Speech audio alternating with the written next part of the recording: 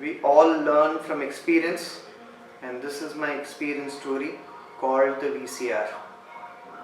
When I was a kid, I used to spend my summer vacations with my grandfather in a village in Rajasthan. During one of the summer vacations, my father bought a VCR made in Japan along with some cassettes of Ramayana and gave it to my grandfather as a gift. My grandfather asked, "What is this device?" And then my father explained him what this device does, and he also told that there are a few cassettes of Ramayana, but if you want more cassettes, they are available in the neighborhood store on rent. My grandfather looked at my father with his specs like this, and then he said something interesting. He said, "It's easy to buy a VCR. It's difficult to pay lifelong for the cassettes."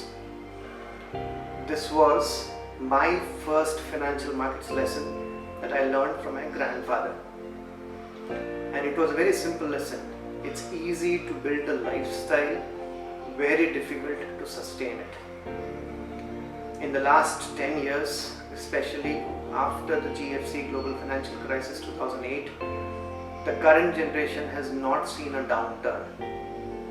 This current downturn is a classic example of understanding that it's easy to build a lifestyle, it's difficult to sustain it. And this is not a once in a lifetime event. This happens every 10 years. And we have to realize this. EMIs was a way of life for the current generation. Exotic vacations, bikes, iPhone, iPad, God knows what all devices were available. And we thought we can live life like this. Remember this. It's easy to build a lifestyle, it's very difficult to sustain it. Every event teaches us something. This is an event which a lot of people are calling Black Swan, but this is an event where we have to learn this core principle of finance, which is it's easy to build a lifestyle, it's difficult to sustain it.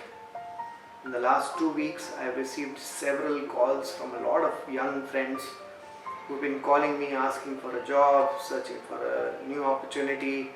They are facing troubles paying their EMI bills and all that. And all of this is because of reckless understanding of finance and financial markets. I hope we learn from this event. I hope we learn from this experience and we don't make the same mistakes that we made in the past. I'll come back again with some other experience stories next time. Till then, thank you.